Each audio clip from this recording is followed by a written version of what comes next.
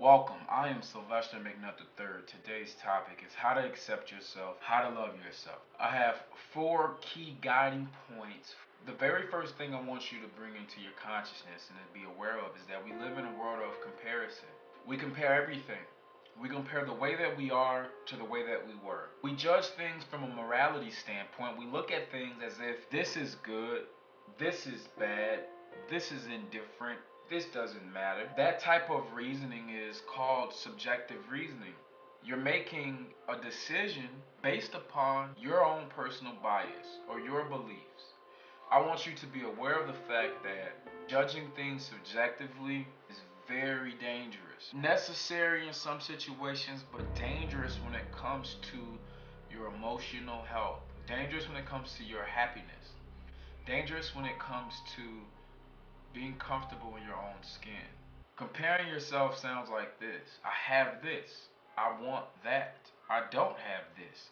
I deserve that. I should have that. I used to be like this. I used to be like that. Back in the day, I used to do this. There's nothing wrong with reminiscing. There's nothing wrong with remembering the times. There's nothing wrong with looking forward in the future. However, this is about being aware of the fact that once you do that, you're marginalizing and cutting down the ability to accept and to love yourself as you are today. To really enhance this, you really need to remove comparison from your thought process. You have to get to a point where you just really accept yourself as you are today. The second reason why so many people struggle with accepting themselves and loving themselves is their perception of flaws. They think that they have flaws. There's so many quotes and so many ideologies going around on the concept of flaw. Love your flaws. Your flaws are beautiful. In my book, The Dear Queen Journey, I tell people that flaws don't even exist. Flaws are not real. The way that we use the word flaws and the way that we look at it is illogical. It's irrational. The definition of a flaw: a mark, fault, or imperfection that mars a substance or object. Are you an object? Are you an object? I don't believe you're an object. I believe you're a human. Why would you use the definitions and terminology of things that describe objects?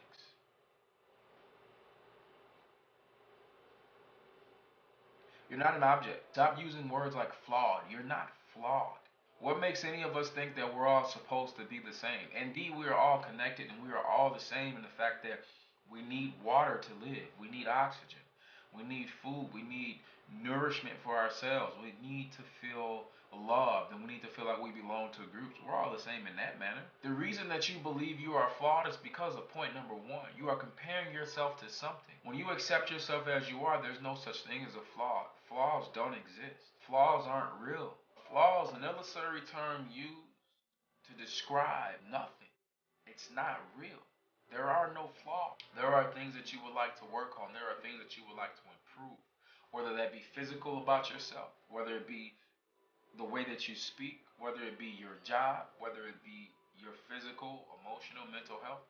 There's nothing wrong with that.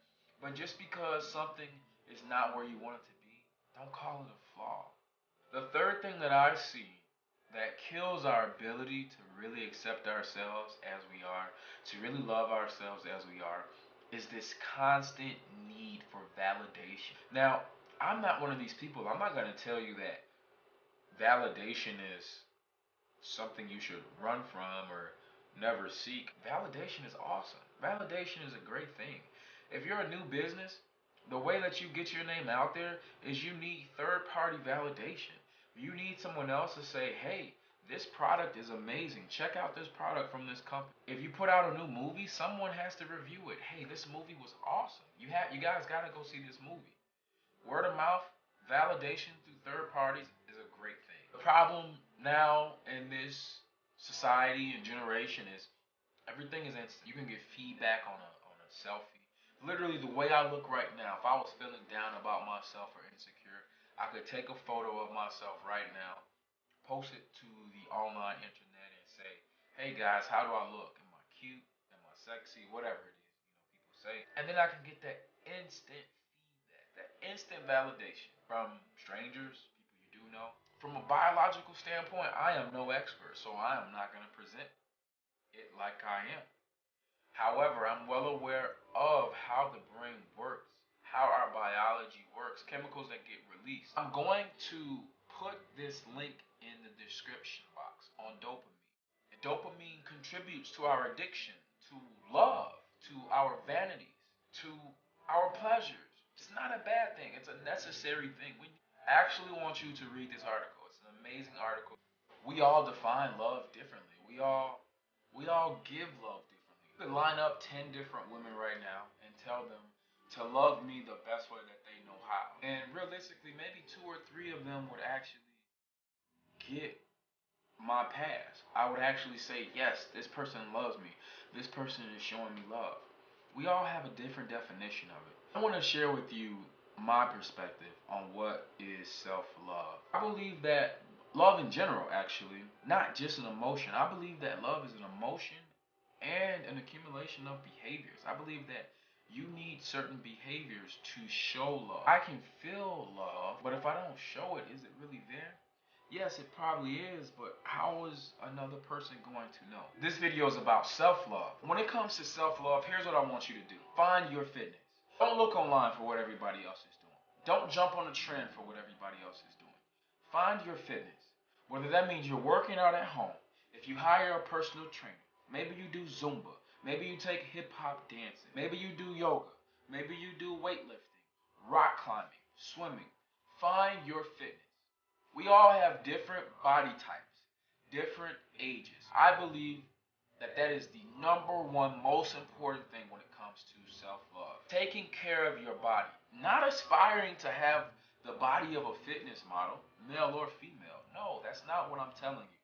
What I'm telling you is to take care of your fitness, to train, to work out with your children, to work out with your parents, work out with your friends. It's one of the greatest antidepressants, if not the greatest we have. It's gonna keep you alive longer. The second thing I want you to do, and this is very subjective based on the knowledge you have and what you've been surrounded with, I want you to eat clean. Eating clean means eating the best diet possible. And when I use the word diet, I'm not talking about a temporary 2 to 21 day fix. Your diet, when I'm referring to it, is the way that you consistently eat. But what I want you to do is acquire information that's based on your specific body.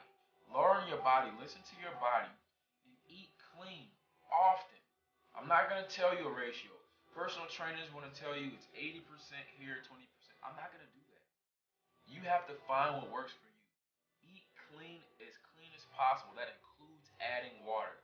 We don't drink enough water. Find out what works for you, how much water you need to stay hydrated, to stay healthy. It depends on your climate, it depends on your activity, your metabolism. There's so many factors that go into this.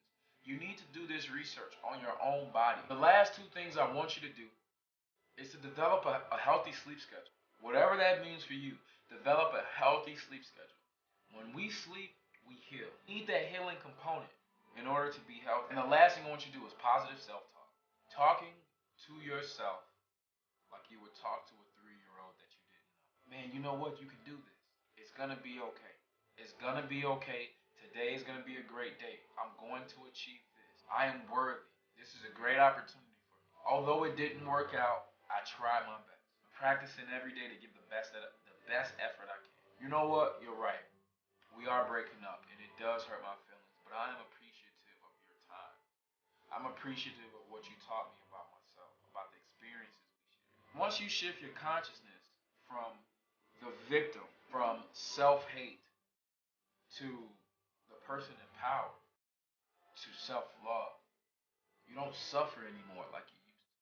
You will not suffer. I promise you. I promise you, you will not suffer. Thank you for watching my video. I really hope you share this with someone. I really hope you subscribe to my channel. I really do. If you want more on this topic of self-love, check out my book, The Dear Queen Journey, A Path to Self-Love. It's available on my website. Hey, you guys have a great one. Bye-bye.